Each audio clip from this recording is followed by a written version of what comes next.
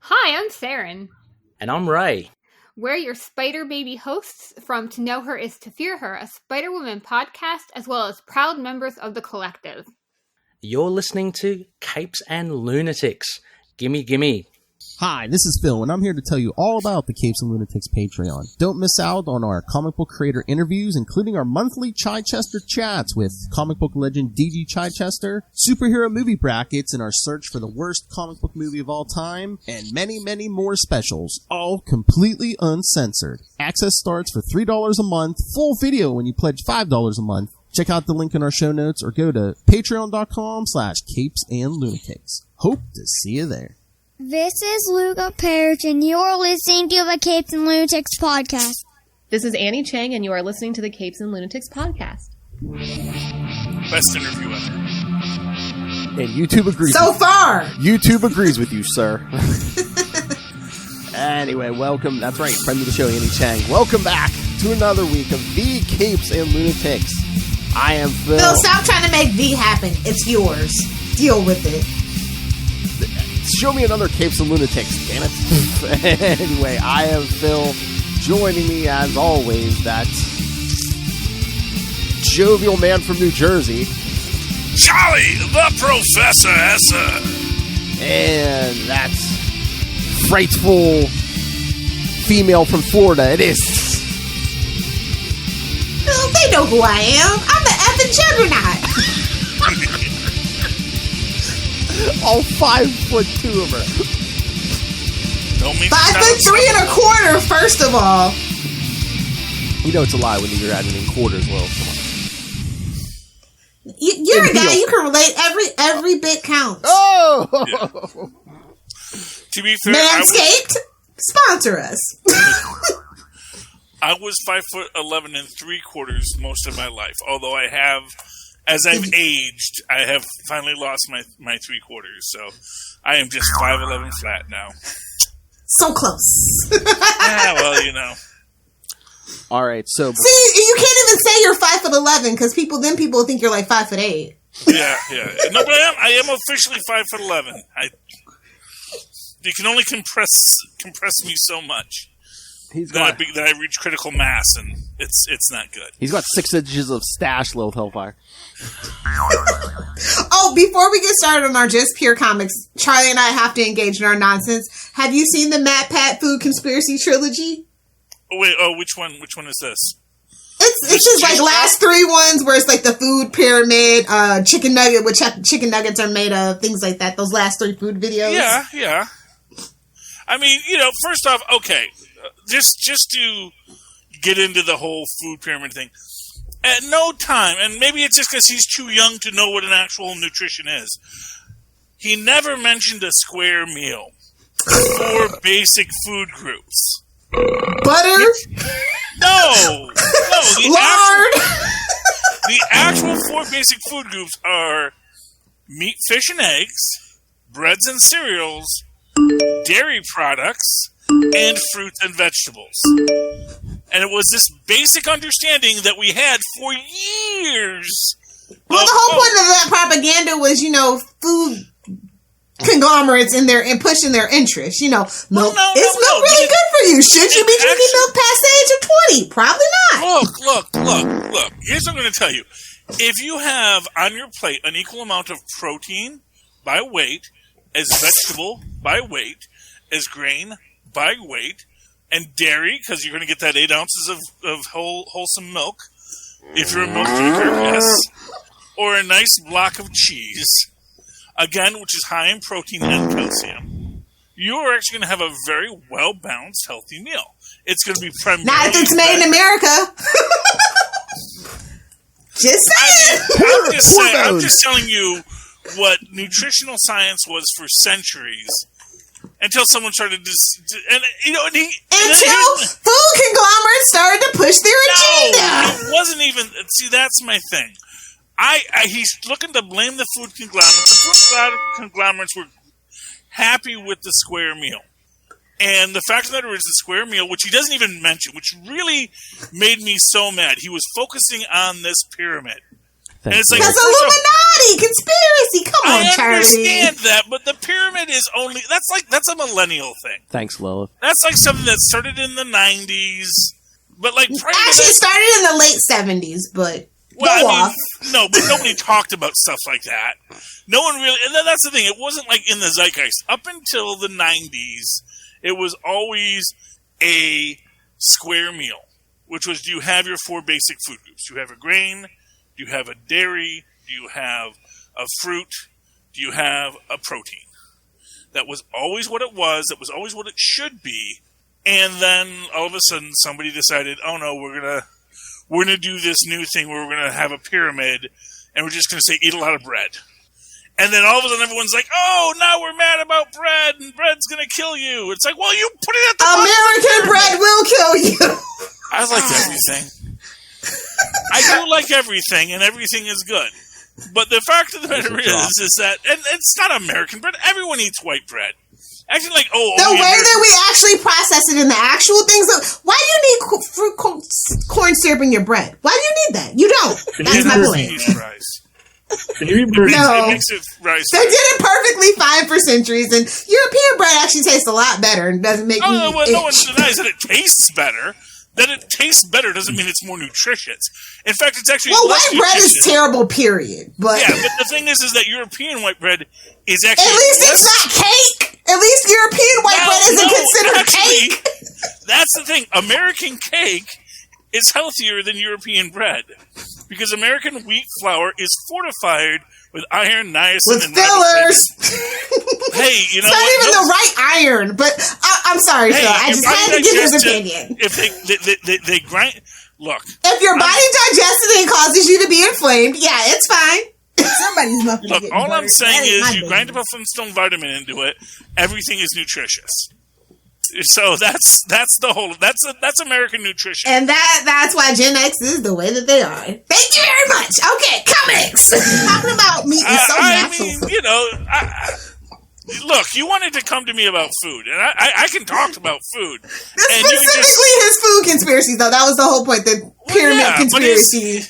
I like somebody was trying to it's not about the squares, it's not about the triangles, it's about the conglomerates that push their agendas. That's what he was trying to get at. The whole thing, but even there he falls off his own way. That's my thing. It was this from a guy who said it was not sponsored by Grubhub. You know, at the end of the day, we know it was totally sponsored by Grubhub. I'm just saying that when the entire and just to give people who don't really know, because when there was that big push for gluten, because that was the thing, it's like they put the bread at the bottom, and then because people were eating probably way too much bread, a lot of people started having tummy aches from eating too much bread. And then someone said, well, that's because of the gluten, and the gluten will kill you. Here's the thing about food science. We know so little about food science, it's ridiculous. There's literally not any honest assessment of what is or is not actually good or bad for you, and most likely every single human being digests food a little bit differently, and you should probably just eat things that don't make your stomach upset. It's so if you salty. just eat the things that your body feels good with, your body is probably going to do better with that thing. You know, that's actually one of the biggest things. Here's actually the food conspiracy I want him to do. Okay, everyone says, well, people didn't used to be sick from peanut butter when I was a kid. And actually, in truth, we were. People don't know this, but peanut butter was always said to be a source of salmonella, which would make you get really sick. Well, it would make you get sick when you ate peanut butter. And there were all these wives' tales about, don't let jelly get into the peanut butter jar because that's going to cause salmonella to grow, and then you're going to get sick from it. Gave up the meat! And what it actually was kids were just getting sick from eating peanuts. And not anaphylaxis. Well, legumes are not the best, you know. Well, lots of things are not the best. That's kind of the point. Is that there's a lot of food that people always had allergies for. But again, the peanut butter conglomerate pushing their agenda. It's the best thing for grades K through 12. Again, the actual issue is that the number of people that actually have a peanut allergy. First off, the number of people who have a severe peanut allergy is relatively small. Just like every other major food allergy. And then usually you realize, this is a kid that can't eat gluten. Don't feed that kid gluten. and then that kid is fine. But it's not like the entire school has to stop eating gluten because there is a kid who can't eat gluten. And likewise with peanuts and everything else. And the entire issue is that you have competing conspiracies here. One is the quack medical. You have the quack nutritional conspiracy and the quack medical conspiracy. That everyone is fighting over to see which brand of quack medicine is going to be in the zeitgeist. And in truth, if you just monitor what a kid eats, monitor what you as an adult eat, you're going to have a much healthier life than if you were constantly trying to read a book about what you should eat when, you would know what you should eat by just saying, well, why do I always feel sick all the time when I keep on eating these things that aren't good for me? And it's not that it's good or bad for you. It's just, I always get a stomachache when I eat a Snickers bar, or I get a stomachache when I eat Wonder Bread. And then I switch to whole wheat bread, and suddenly now I feel better. Or I'm eating rye. Like Where's pumpernickel I the feel good with, Joker and something else I nuggets? feel bad with. I'm just saying, We could have been 2 comic books deep already, Lilith Hellfire. All right. Sorry, all right, let's get to comics. I couldn't have an all comics hour. Come on. You did food and conspiracies. Lilith, where do you think we're going with this? Okay, let's start. Lilith, you asked him about a conspiracy and you expected him not to go on. Come on. A food conspiracy. Do you know how much food I eat, Lilith? Exactly. Okay, just for the rest of the episode, Lilith, don't ask him about pants or anything else he's interested or not interested Screw in. the tyranny of pants. And that'll be my stand on I'm wearing my sweatpants right now. I had boo! Tomato, tomato, tomato. Lilith is like, that makes one of us. Okay, so what do we want to talk about? Because I got like 1,000 books here. I got Devil's Reign. I got Maestro, World War M. I've got Monkey Prince. For those who haven't read it yet. Charlie Ezra, you go first. Pick one. Okay, we're going to do Monkey Prince. Because it's been taunting me. So, has anyone here read Journey to the West? One of the founding mythos of Far Eastern literature. No one has actually read it. The book is like 8 million pages long. So no one has actually read it, but everyone has read enough of it that they've pieced the story together. And it follows a character named Monkey King and his wild adventures with his pig friend. That is not this story. This is the story of Monkey Prince, the, I guess, maybe half-human son, who is terribly afraid of Batman because Batman is the worst. Because when he was a little boy, he lived in Gotham, and Batman broke into his parents' home. As you do. To just beat the heck out of his poor mom and dad, who were a couple of scientists. They hench, as you do in the scientific... Look, it's a very bad... Exactly. In the real world, seriously, exactly. Here's what I'll tell you. You know what? Lex Luthor is paying. Penguin is paying. The Riddler is paying. If only Wayne Tech was hiring scientists right now, maybe we could have a nice legitimate job at Wayne Tech. But no, they have to make their money some other way. We don't Nailed it. Who knows how they make money? But anyway, so Batman comes. This poor little kid sees this big scary monster beating up his parents, and that makes him be afraid of bats and water and I love Batman. puddles. And this Are you calling Ray the Monkey Prince, Philip? The origins are sounding similar. Are you doing Ray's origin story here? So we get some story here, and then basically his parents have to go town to town, up and down the dial, finding supervillains to work for. Because it's a hard life being professional mad scientists. I'm sure his mom and his dad would have loved to had a. That's not his dad. That's secretly this guy, the sidekick of Monkey King, the Pigman. Pigman, Jerry, Pigman. Yeah, it's Shoe is something. I probably mispronounced it, but yeah.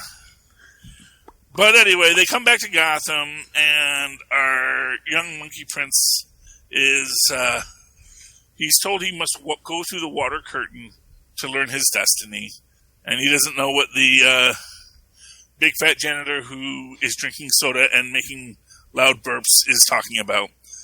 So right there, you got a big fat janitor who's burping a lot. You know that's going to get me. And anyway, plotline.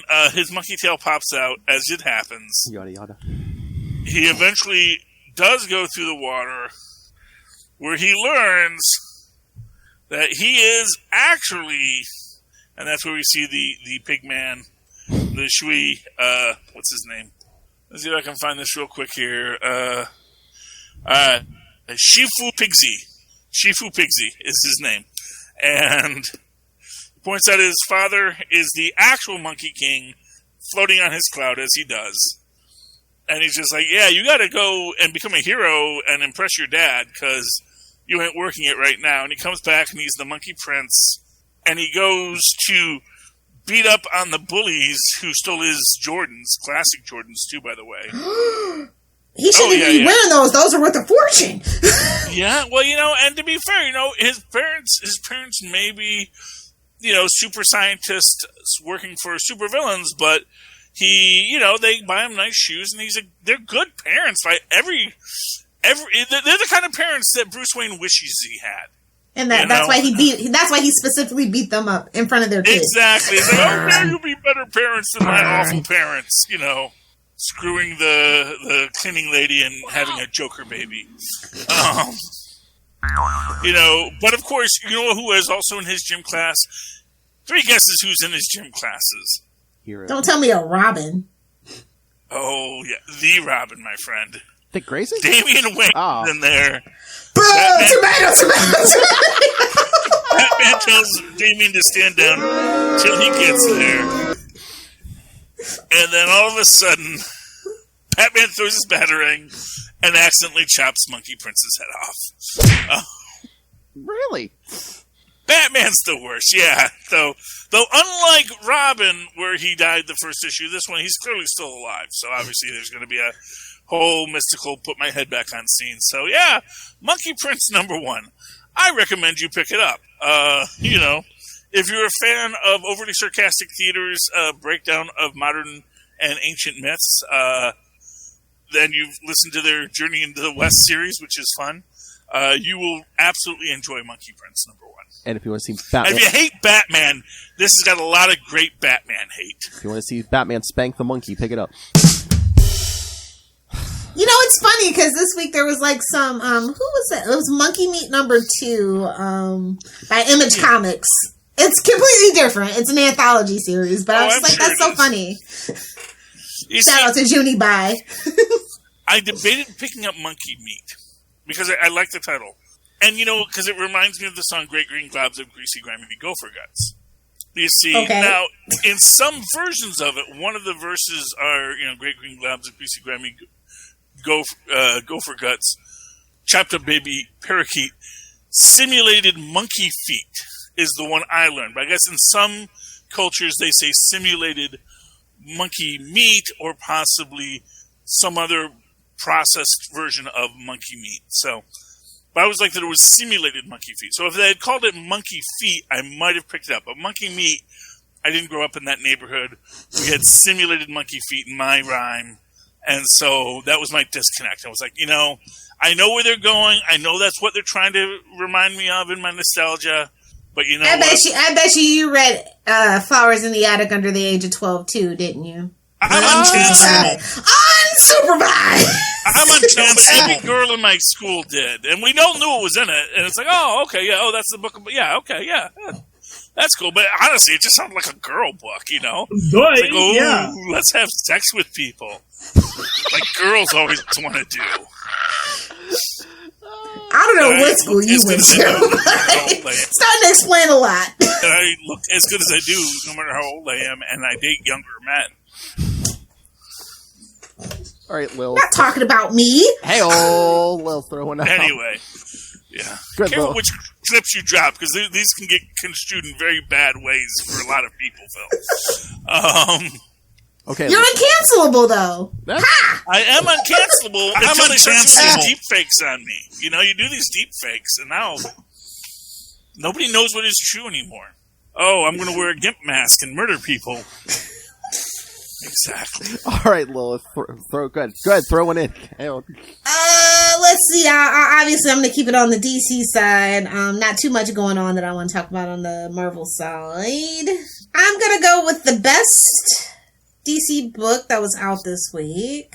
Ooh. And that would be Pennyworth number 7. Ooh. Oh. Now, does this take place in the Pennyworth universe, or yes, is this it absolutely does. It's like the missing missions or whatever in that vein. The guy looks like him. There's all the characters there. You get a little more backstory. I saw the cover of this one, and it looks like it's older Pennyworth. So is this like they pull him in for one last job? What's the story? Well, kind of sort. It's never one last job, but KG Beast is in this one, Phil. If you care. Oh. So it's like just Russia. I think the covers they just differ from artist to artist because the last one it was young Pennyworth from the TV show. They might even have variants for this. I never really check. I just grab what's on the shelf.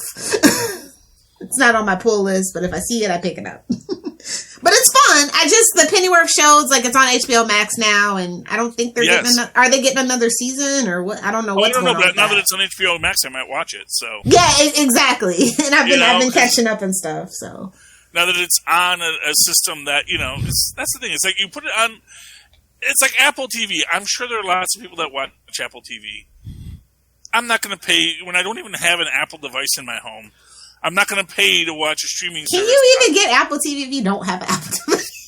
Oh, yeah. If you pay for it, anything. If you pay for it, yeah. They're really slutty about their app, but they'll go anywhere. But it's They'll do anything, I tell you, anything. Yeah, but it's like for me, if I have an Apple device, okay, I'm already in the Apple cult. It's no problem. But it's like to say, oh, this is on Apple. It's like, oh, that sounds interesting, but not that interesting. You know what? Exactly. You know what? I had a free trial of it before. There isn't really even a lot on there. So, I mean, at a certain point, was it like a year ago? There really wasn't even anything worth it on there. So, I know who's still killing it is Netflix. Yeah. Pennyworth was on Epix. That's the thing. It wasn't even Apple TV. It was Epix, which I had never even heard of until they said, "Oh, Pennyworth's literally." I think Pennyworth was the only show. Yeah. But no, the interesting thing about this is that it was limited series, but it was like 7 out of 7, and I'm just like, go off, I guess. Like, it's not 5, it's not 6, it's not 3, it's 7. So my general feeling was it was 10, and maybe it didn't pick up like they thought it was. Well, so they ended it at 7. Is that DC's magic numbers? Well, the Magic's take that as it's 5 right now at this point. Well, Marvel's doing 5s, but is DC doing 7s? Because that Green Arrow Aquaman thing is 7. Is there something else that's 7? I don't know. Well, as they say, I mean, that's just 2 more. It's just 2 more commitments that I'm not willing to bank on with, Green Arrow and Aquaman. But you can cancel any series at any time and just say it was a limited 12-issue maxi series like New Universe. Oh, that's basically what they do anymore, unless you're like Spider-Man or Batman or. Yeah. But no, these 7 issues had straight quality all the way through. I liked every single issue. I did come in at 3 and kind of, picked up the back too, but yeah, I liked it. I enjoyed it, but I liked the TV show Pennyworth. So if you are like dying for more Pennyworth, I think it's a good way to spend your time. I think that the show is interesting. I like the premise. I've always wanted to know Alfred's backstory, Not that I wanted them to really go with the spy thing. I prefer the actor route, but that's just me. I mean, that's the thing. Yeah, I'm going to agree with that. See, that's the thing. I one of the things I liked about Pennyworth as a series, for what I did see of it, was that they did sort of try to interweave everything into it. Like, yeah, but he does do a little acting. He is in showbiz, and never had him get fat though. That was it. Not yet. We didn't have time, but it's from the guys that write the show and stuff. So, and those guys were the people that wrote Gotham. So it all just kind of makes sense to me, I guess. Yeah, and those guys I really love the kind of stories they tell. Like I say, I really hope they bring back Donald Logue for Gotham PD. They really, I just think that would be so nice to have him back and to have him have a relationship with Gordon even. That would be like the best part. Because I know it's the new Gordon that they're putting in Gotham PD, right? Are they putting... I don't know if they're putting Gordon. I don't know if we're going to see Gordon in this. I don't know. Yeah, well, they should get Donald Logue as Commissioner Bullock then, you know. Assistant to the commissioner, Harvey Bullock. I'm just saying, Harvey Bullock rose to a new level with when Donald Logue played him. You know, to me, that's like J.K. Simmons is J. Jonah Jameson, where I really feel like, this character just defines him in a way that I don't think anyone else has. You know, that where you actually had empathy for him and you understood who he was in a very deep and personal way. So I don't care. Just bring in Annie Chang. Somebody get Annie Chang on the phone. Bring her in, man. I mean, she's already in the HBO Max family, man. Just, you know. She should, yeah. And that's honestly the most important thing. Mm-hmm. Yeah. And she's already showed she can play a cop. She showed she can play an alien. Mm-hmm. If you need an alien cop, alien cop. She should be. It's ship her over to Green Lantern TV show. Then. Oh, no, I was going to say Martian Manhunter. Have her be a Martian Manhunter. There we go. No, I like that. Green Come on, Phil. Throw out your pick. Let's go, buddy. All right. I'll pander to one of our patrons who read Moon Knight number 8. Well, of course I read Moon Knight number 8. I even paid money for it. Well, I can't say that, but I did read it. Yeah. Well, it's neat. I like this, the gods versus gods things, although I also kind of feel that's a little too easy of an out, where Stained Glass Scarlet is now this empowered entity of magic and, whispered legends. I mean, unless we're going to get more of that, because, she was just like a human-level vigilante before, so... Yeah, but her story lends itself to legend. And then when and honestly, it's like, Khonshu, you need a win. Khonshu is just in such an abusive relationship with all of his fists. I'm just going to say that right now. Or is it just like he reflects differently at working through each of his fists, so it's like he acts different with Hunter's Moon as opposed to Mark Spector. So like maybe they're going to reveal, oh hey, Mark Spector's been corrupting Khonshu, not the other way around. Anything's possible. Who is Rutherford Winter? I had to look that up. I don't know if he has a code name, but I guess he was in was it a Daughters of the Dragon series? So okay. Again, we're definitely totally getting that series one way or the other. What? I just hope they bring back what's her name? I'm trying to remember the character's name. The Daughter of the Dragon, who became the Iron Fist. What is her name? Oh, Colleen Wing. Yeah, I just hope they bring her back. It's the same actress, and have her keep the Iron Fist because the other guy wasn't using it. Didn't even try. And she can act That's better. the thing. You're getting paid and you didn't even try. I mean, have her be the new Iron Fist. It's fine. No one's gonna mind.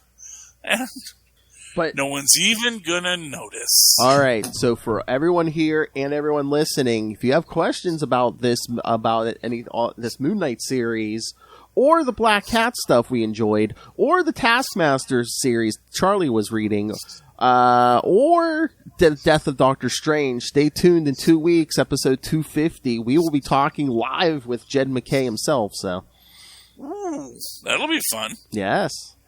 Yes, I do like comic books written by that person. Everyone. I hope you do. He writes half of Marvel's line, it seems like. Yeah, well, and for what it's worth, he seems to have a real understanding of kind of I'm going to say professionalized superheroism and supervillainy. And this idea of, which is what is eventually the logical outgrowth of a world with superheroes. It's like, oh, you know what? There's going to be some kind of a structure to this, and people are going to have jobs, and there's going to be a tangible reality that is the result. It's sort of like when they came up with the idea of damage control because they were watching the 66 Batman, and they realized that they had the bat chute retrieval fluff and fold service come out because if he's dropping the bat chutes to turn the car around, someone's got to go pick those up, wash them, clean them, and return them to the bat cave. Batman's not a litter bug. He's not Spider-Man. He's not just going to leave his bat shoots lying everywhere. Well, webbing disintegrates eventually. Exactly. Well, that's what they eventually decided was going to be their answer for that. And if you want a long, full episode review of Moon Knight number 8, go check out the Devil's Reign, our crossover part 13 on Into the Night, the Moon Knight podcast. Original Moon Knight podcast. I believe episode 265, so. That's the one. All right. Charlie, you've been quiet. Throw out a book. We talked Suicide Squad last week. I think you did. Let me guess. Ambush Bug. Yeah, okay. Ooh, I do gotta say, I was so mad at DC Rendezvous because they put Ambush Bug on the cover. Not in the book. Bait and switch. Bait and switch. Do that to me, DC. I'm not liking it. You want to talk Avengers? Avengers, okay. Avengers. This is part of the Ultimate Masters of Evil. We got teenage boy Thanos. Oh my god! I know. Vivisector. He's delightful. He's multiversal. You've got college Supreme, college dropout Supreme. Yeah, you know, who's still a hack. Mm-hmm. Barely gets through the fight with his with the armor made of his ex-lover intact because you know what, Wakanda comes and kicks the butt out of him. Well, I love how this Doom is like, oh, I've killed everybody in every universe I've gone to, but why can't I defeat you, Jane Foster? Yeah, well, because it's like, because you're bad at your job, Dr. Doom. It's like, yes, in all of the fodder universes, sweetheart, he's Rick! He's on the infinite curve! He's Rick! Yeah, he only knows how to defeat the universes that he has made. He's the smartest guy in, yeah! Yeah, everyone in which Reed Richards, ate a peanut when he was a kid and died. Call back. Yeah, well, it's entirely possible. And that's the thing. It's like, oh, well, I'm the Necromancer Supreme. It's like, and again, because this calls back when Doom decided to, how could I gain all of the knowledge of being a master sorcerer? It's like, well, if I have to make the skin of Valeria, not the kid Valeria, because that would be creepy. Although it would track for Doom sometimes. Yeah, who knows in this universe? But in this one, but in the whole thing, it's always, as everyone says, the whole thing about being a sorcerer is you have to pay, and Doom has too much ego to ever really pay. So he's really just a mystical con artist. He's no better than Mordu. He's a petty dabbler! He's a petty dabbler. He's never going to pay the price, and it's always going to come back at him because you can only burn so many universes to the ground before the forces say, no, we already burned all those universes to the ground. Now, you got to pay. Burn. Yeah, so that was awesome. We get the death of Avengers Celestial Tower, because that wasn't going to last forever, It was cool while it lasted, but probably now the Celestial's going to be reborn and all that kind of nonsense. As you do. And again, they all come out okay, except for a literally disposable Deathlock. Literally, they're just the Deathlocks. They are sent there to be cannon fodder. That was what they were. That was their purpose, and they served their purpose. Red shirts. Yeah, and everybody survived, even though they're like, oh, you stay alive so I can kill you again later as I run away. It's like, oh, you villains are so bad at your job. I mean, if they were good at their jobs, would they even be considered villains? Exactly. You see, this is one of the basic, and this, of course, it is like professional wrestling, where there will, you do know we're going to get to a triumphal arc, and every time it's like, to make a truly scary villain, they've got to be playing a much longer game than I think. Where I do think sometimes these arcs in comics fail at, because their game just doesn't go as far as that it needs to. And if it's all just, well, we're just the best villains ever, if all their motivation, so the High Evolutionary has a goal. Certain characters have certain goals, that you can see, okay, this is their plan, this is how their plan works, and this is how it fails. But, like, when their plan is just, we are just going to be the ultimate BAs and kill everybody. It's like, well, obviously that's not going to work. What's your end game, man? What's your plan? Like, you compare that to Korvac, who wanted to turn the world into crystal cows. Okay, at least he has a plan. We can disagree with that over an Iron Man, and we can say, okay, yeah, crystal cows is bad. Let's see how bad Tony Stark will do worse. Because we know that's where that story's going. And that's a much more engaging story to me, I think. I mean, I like this story. It's a lot of fun, and it's always fun to see Doctor Doom get beat up. It's always fun to see Thanos get beat up. Because any super haughty character is fun to see get beat up.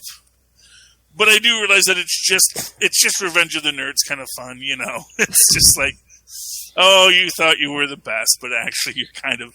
Dr. Doom is totally booger. What a lech. Oh! Jeez, okay. Actually, I always thought Booger was kind of the fun one. He's the one that brought weed. That's how you know he's the one you gotta watch out for. Well, that's because he became a lawyer, you know. Smoked He's the only Tri-Lam to become a lawyer. I only talk crap because he's God in the supernatural universe. Don't worry about it. No, wait, that's Chuck. Never mind. He's like the right hand of God in the supernatural universe. Yeah, but no, yes, Curtis Armstrong, my favorite actor, the man who should play Doom in any live-action adaptation. I agree. I'll give you that. He will be the best Doom. No one will encapsulate who he is better than him. As much as I think that, what's his name, from the new Spider-Man movie, and the old Spider-Man movie, was Dr. Octopus. Alfred Molina? I think as much as Alfred Molina was Dr. Octopus in a very real way, Curtis Armstrong will be Dr. Doom in a very real way. It's got that Napoleon complex. Well, exactly. Adds a little patina to it. I agree. You know, but that's the whole definition of Dr. Doom, is a guy who just can't get over the fact that as good as he is, builds with some armor that's 6'6". He just has to be not as good, you know, or he just has to be happy that he's really good at a lot of things.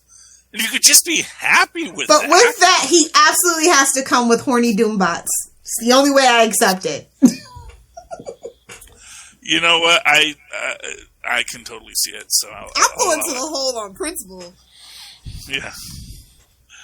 Anyway, Philip or Lilith, do you have a book? Yeah, Lil. I do. Why I'm dressed for the occasion. I'm talking about Mighty Morphin number 16. It is the end of the Italian War. The best thing about this book is that Zordon gets a body and kicks Lord Zed's ass. So yes, the thing we've finally been waiting for. So here's a question with Zordon getting a body. Because he seems to be like a computer program. Does he just inhabit... Well, he got trapped in the tube in the previous war. So, like, this is the best thing about both the Power Rangers and Mighty Morphin books. We get so much backstory on where they start the show. Is just, like, completely in Mesre. So we learn Zordon is kind of he's atoning for a lot of the crap that he pulled. So, you know, a guy in a jar, you just assume things, you know? How'd you get there? What'd you do, sir? Yeah, you know, well, that's usually the game, you know? You gotta get... You gotta pull a lot of jobs to get out of where you got stuck in, you know? Gotta get out from the debt. And, you know, previously, the previous stories had focused on Rita, which was great, and now we're really getting into, like, and like, her rivalry with Zordon, and now, like, the Lord Zed and Zordon is, like, very epic, so this book was so good. I think it was my favorite book of the week. I'll go ahead and say that. It was my favorite book overall for the week. So you're a big fan, and you're a big fan of the Yellow Power Ranger. Yeah, rest in peace, Thai. So this book is written by Ryan Perich, and the art is by Marco Renna. Just a great team to have around. And if you don't know, it's like Boom Studios' biggest book.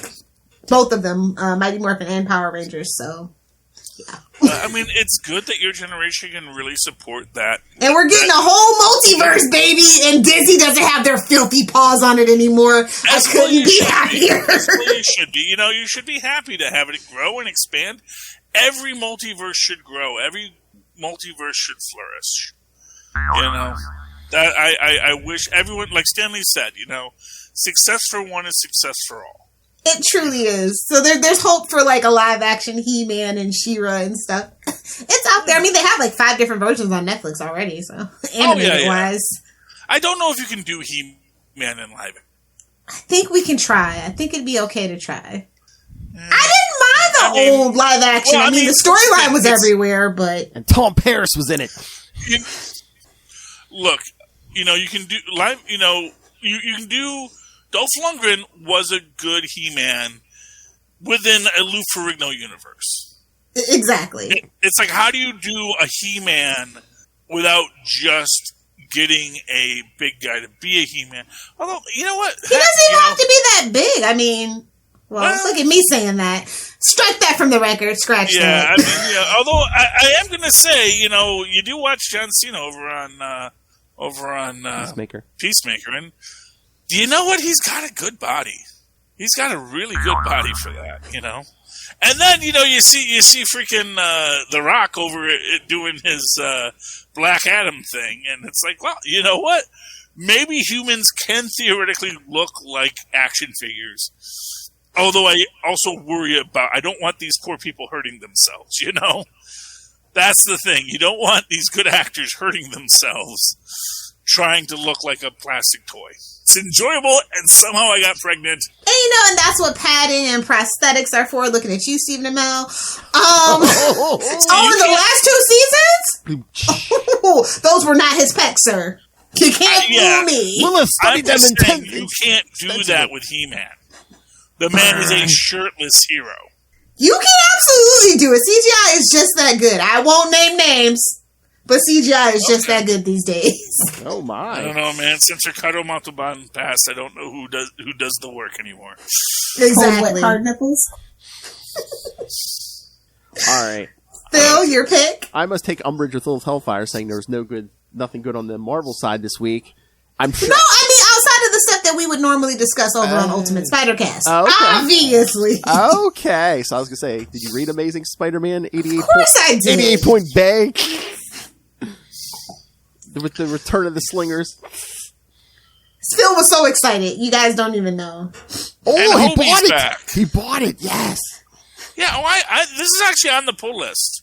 This gets pulled until I decide that Spider-Man is like. Till he cannot get any more Dr. Octopus out of that book. Then it's in the gutter. Until the reboot. I liked this episode with the stingers, and that was nice, and the time vortex, and are these the Crystal? This was so 90s it hurt, Phil. No wonder you're just giddy with glee, bro. Yes, giddy. So here's what I gotta know: like this girl that got infected with like the Crystal virus, is she gonna become a Crystal warrior? Or is she actually just dying of crystal poisoning? Only the strong survive. I guess we'll find out. Because these are the crystal warriors, but at the same time, which first off opens this whole conundrum because, wait, weren't those the good guys against the Magma Men? Are the Magma Men really the good guys? Are we going to get this whole, no, they were actually the haughty royal oppressors to those hard-working Magma Men the whole time? Sometimes you gotta shake up the status quo and change your point of view. Just saying. Yeah, well, I mean, that's good. What did you think, Phil? Oh, I loved it. He's like, from cover to cover, it just made me cry. Shut up, Will. No, I love at the end. They're like, hey, you want more slingers? I'm gonna have to write them. Be like, yes, I want more slingers. Damn it, we didn't even get Prodigy this time. Yeah, we need to get Phil's letter in a Marvel book. Honestly, yes, come on. Ray, Mactona, getting people getting letters in. I need to get it in, damn it. But no, I like this, and it's by Jeffrey Thorne, who's writing the current Green Lantern book right now. Oh. So I know Mr. We do have a Green Lantern podcast. I know, and I know Mr. Allred was like, he said, yeah, let me know if it's worth picking up. So yes, I will definitely say yes. But no, I like how, since Hornet's dead, we make Kobe Brown the new Hornet, since Miles Morales' uncle was the Prowler right now. Yeah. And I love how Jeffrey Thorne remembers all his history, at least from Clone Conspiracy, because when she's like... Well, that's a lot to dig through, to be fair. I know. Which I love how she's like, you've died, you've come back, you've been cloned. Yeah, I know. Baggage. And I thought it was naturally woven in that whole Beyond storyline, because it's like, oh yeah, why are they paying, what was it, millions of dollars for this nonprofit or something. It's like, well, tax evasion, obviously, but well, yeah, but come on, it's beyond. They're doing more than that. Yeah, exactly. Well, this is the whole thing with the whole Beyond Corp is they're up to something. You know, they're gonna. And I still can't figure it out. Do you have any clue what it could be, Charlie? I'm like, it could be anything still. Okay, I mean, this is what we're talking about over on Super Connectivity. Oh, never mind. I don't want to cut you off. No, I mean, look. Okay, it's the Beyond Corporation. The corporation founded by Beyonders from the Beyond. Allegedly. Well, but the whole thing is that fake news.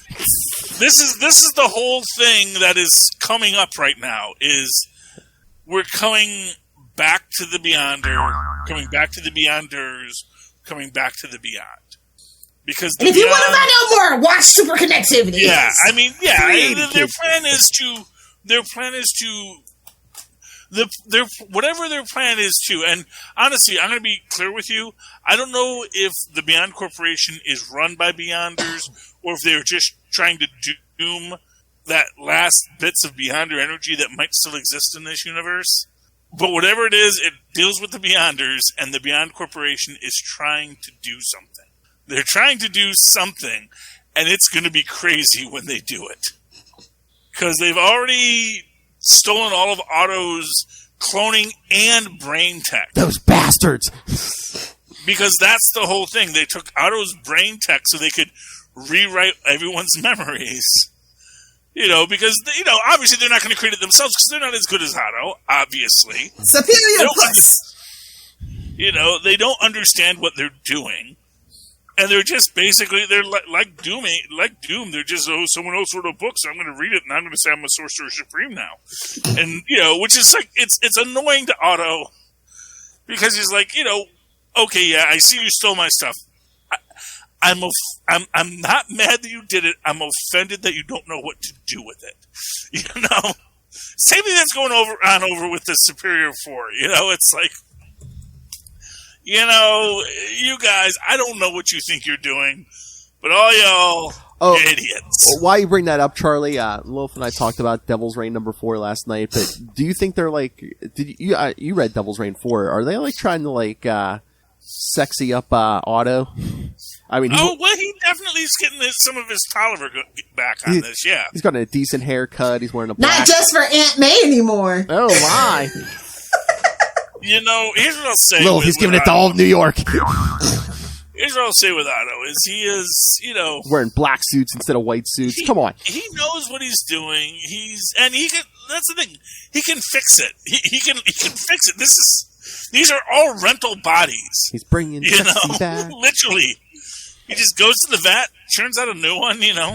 Wow. And he's mad because he knows, much like Wilson Fisk, he knows someone meddled with his stuff. Someone took something from his brain. He's like, I know you took something because I know where everything's supposed to be in here. I can see you took out some blocks. And I'm mad about that. Well, yeah, he kind of hinted around at that in the first issue. That's Superior 4. He's like, yeah, people say I made a deal with Mephisto, and he's like, you know, if I was in my right mind, I wasn't going to do that. Yeah, well, not like some weirdo spider kid. Dang Parker DNA. Get you every time. Parker in, yeah, it's gonna get you. It's gonna get you. He's a menace. He's a threat. Yeah, I'm just, like I said, my only thing is, my only sadness about it is that we do not have freaking Anna Marie Marconi back yet. So I know she's over on the West Coast, probably safer for her, but you know, just wait until Ben gets. I was going to say they keep hitting around that Ben Riley might be getting his own book and heading west, so maybe she'll show up in that book. Okay. Yes. Although I was mad that they also did attack the TJ, which, you know, the TJ version of Otto in the one universe where he was yeah, the kid, yeah. The one Tolliver, I guess Tolliver Jr. Yeah, something. Anyway. Oh, no, wasn't his father like Torbert or something? So maybe he was named after the father in that universe? Oh, Torbert Jr. Yeah. Anything's possible. What's worse, Otto or Torpor? It's going to be interesting to see where they all go with this. So, that was the universe where he became a teen hero, you know?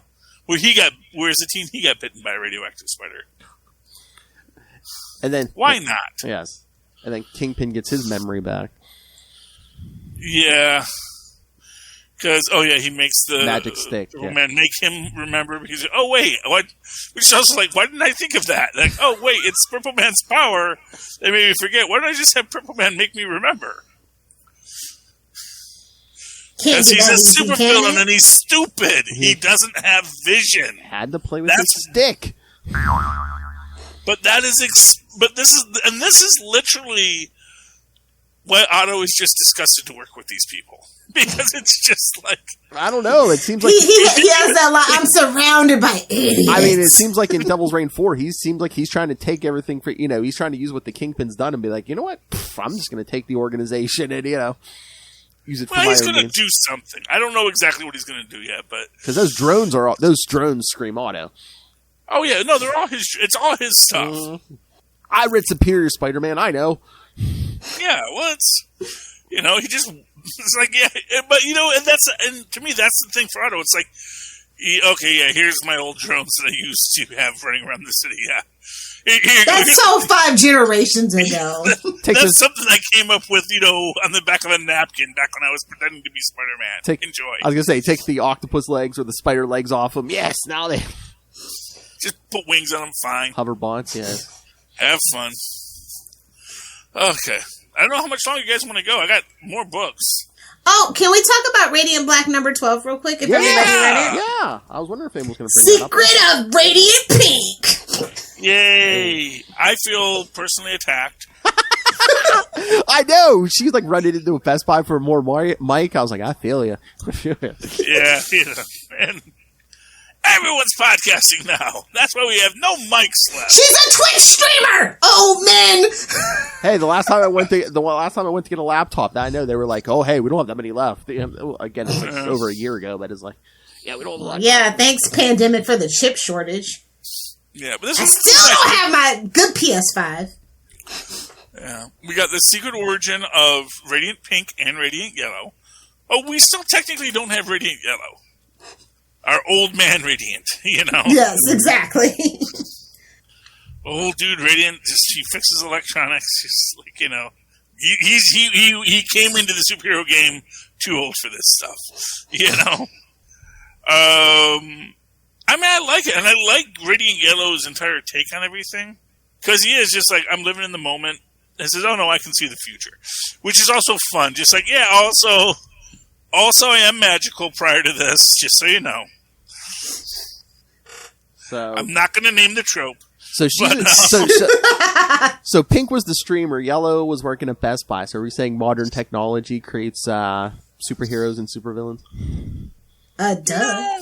I don't know. I would say that basically these things are looking for the people that can best encapsulate what the power sets give them. Mm-hmm. So the fact that, he has the Shining, as it were, is probably why Yellow found him and why it was waiting for Pink. Here's my big thing. This backup story. Did you read the backup story? Yes, you read your comic cover to cover. It's what you do, buddy. Is this supposed to be related to it?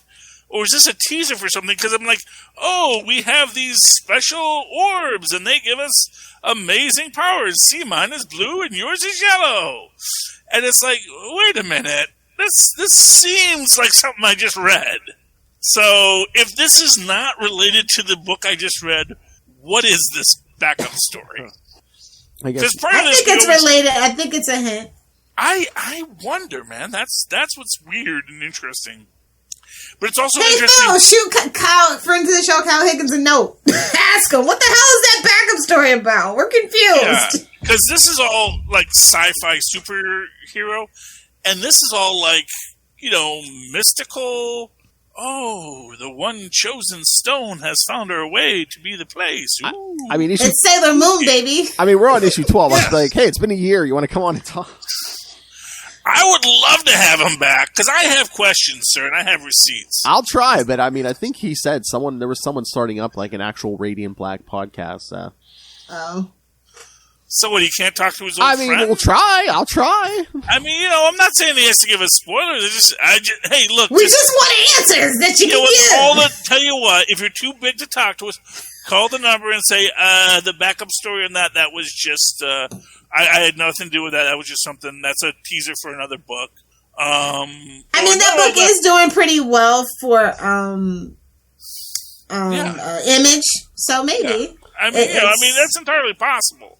Just prior to this, we were getting like that little, Dante's Video Store Inferno in the back, and which maybe he's building a universe. I thought they said something about they were going to build some stuff off of this. So I'm thinking that's like maybe a parallel universe, a hint, something. Another planet. Like they wouldn't just throw a backup story in issue 12 for nothing. Yeah, I'm pretty sure they said that's what I needed. I need closure. That's all I'm saying. Yeah, I thought they said he was building like his own little universe off of this. So it's something. That's what I got from it, but. Mm-hmm. But no, it's all ether until it's confirmed, Yeah, the series is good. I mean, I was like, damn, we're on issue 12 already? It hasn't seemed like a year, already on this book. Well, I think we've literally talked every single issue, too. Yes, we have. I mean, we've at least mentioned it, every time something's come out. Yeah. Oh, Radiant Black, because it's a good series, so we talk about it. It really is. I really enjoy the artwork, too. I think it really stands out. It's a little different than what's at Image. So that's what makes it stand out for me. And again, I mean, is this it's good because I think is this the only book that's not Marvel or DC that all three of us are reading? Yeah, I think it is. Yeah. Oh, there you go. Different strokes for different folks, but I mean, it's on that note. I just think Lilith likes it because it's got a very strong Power Rangers vibe. Obviously. Exactly. I think Kyle does a really great job with group dynamics and deep, rich backstories and like emotional character work. So I think that just translates to whatever book. Mm-hmm. Oh yeah, I mean, really, you think about it. We have so many books in this that no superheroism occurs at all. There's no adventure. It's literally just this is a person and this is their life. Oh, and here's some magic that gets tossed on them. And that's like, what if the first issue of what if Amazing Fantasy 15 was actually just a day of Peter Parker at high school? Getting beat up, hiding in the toilet. Dealing with what he had to deal with. And at the very end, he gets the spider bite. And then you got to wait till Amazing Fantasy 16 to see what happens next. Kids back then weren't paying a nickel for all that. No, fair enough. They're like, I can get beat up in high school on my own. Thank you. I don't need your help, Mr. Stanley. I was going to say, Stan Lee wasn't writing that. If that is your real name. I mean, that was like Ultimate Spider-Man, Lilith. I mean, what? Did he get in the first one? I don't think he put the suit on until, issue 4 or 5 at least? Spend this. Well, he likes a slow burn. And the thing is, you know where it's going. Yeah. See, one of the things I like about Radiant Black is it does do all these backstories as flashbacks and jump backs. Yeah, and you don't know where it's going, yeah. Yeah. Well, and it's always good when we get there. That's the thing. All right. So, give the kids their homework. Oh. Wait, there's no homework for this show. Well, I was going to say, once again, in 2 weeks, we'll be talking to Mr. Jed McKay. So if you have any questions about the 50 books he writes a month, send them to us. We'll ask him live. You can even send audio. I can play it for him live. Ask him in your own voice. Email us, capesandlunatics@gmail.com, or call the voicemail 614-382-2737. That's 614-38-CAPES. And also, please follow Capes and Lunatics on Facebook, on Twitter. Go join the Capes and Lunatics Cloakroom on Facebook. Go check out our YouTube channel. Please subscribe. The Amy Chang interview is burning up. It's way past what I told you it was. Where is that last night, Lil? Nice. So we're gonna hit 1,000. Maybe we can get 400 hours of watch time to get monetized. Maybe. Hey, I think she even got us a couple new subscribers, so thank you, Amy. Nice. But yes, go subscribe to the YouTube channel. Every episode gets a video. But most importantly, if you can, please subscribe to our Patreon. We're all paying for this out of our own pockets, so every little bit helps. $3 to $5 gets you early access to creator interviews. Mr. DG Chichester every month, Brings out the good mic for the Chichester chats. That's right. The man is a professional. Gotta be careful with those good mics. I got the good mic out for you guys. That's right. And Patreon exclusive only on Patreon. Yes, they get the superhero movie brackets. Join us on the journey. What will be the worst superhero movie? Would have a 4 in the title? I don't know. Will it have an X in the title? I don't know. Will it have a Catwoman in the title? I don't know. Will Halle Berry be in it? Yeah. That works on both sides of the aisle. All right. So, she wasn't in Apocalypse. All right. Anyway, so yes, please subscribe to the Patreon or pick yourself up some Capes and Lunatics and Capes and Lunatics Sidekicks merch. Find everything all in one place. That's Linktree, linktr.ee/Capes and Lunatics. Lilith Hellfire, where can people talk Power Rangers with you? Yeah, definitely. If you guys want to go Power Ranger talk with me, feel free to find me on Twitter at Lilith Hellfire, on Instagram at Lilith Hellfire69, and of course on TikTok, making all of the comments at Lilith Hellfire69. Somebody's muffin's getting buttered. That ain't my business. That's a handful. Charlie Esser. Well, they can always write to me in their old-fashioned email way, where our mothers and fathers once sit at superconnectivityblog@gmail.com. That's superconnectivityblog, all one word, at gmail.com. Likewise, they can follow me on the Twitters. I live tweet Naomi Tuesday nights at 9 p.m. when a new episode comes out. And we finally learn the truth about Superboy Prime. It's coming, mark my words, at Charlie Esser. That's CHARLIE. ESSER. Look for the 2 E's in the middle. For what? For quality. Bing! Thank you, Maz. By the way, solar flares may prevent us from finishing a live episode, but I just want to let you know that was what took out Elon Musk and also didn't let me finish last episode. Okay. Hooray! Did you hear about that? His whole satellite network just got destroyed. Aw. I don't like the Schadenfreude, but you know what, Elon? Sorry, dude. Oh my! Shots fired. It wasn't a solar flare. It was Grimes, his ex-wife. Oh! Hotter than the sun, the fire of an ex scorned. All right, kids. Thank you for joining us again, Jed McKay in 2 weeks. But until next week, we have been your Capes. Ampersand. Lunatics! And once again, stay tuned for all those Double Rain tie-ins. The collective has many. Tomes of Evil, Into the Night, the Moon Knight podcast. The Devil You Know. To know her is to fear her. She only got one, though. Well, 2, but they're done. stingy. Yeah, they're done with that. But yeah, right here, to know her is to fear her. It's the Devil You Know, the Daredevil podcast, and Super Connectivity for Superior Force. Superior Boost! Heyo! And remember, kids, eat whatever the hell you want. Good night.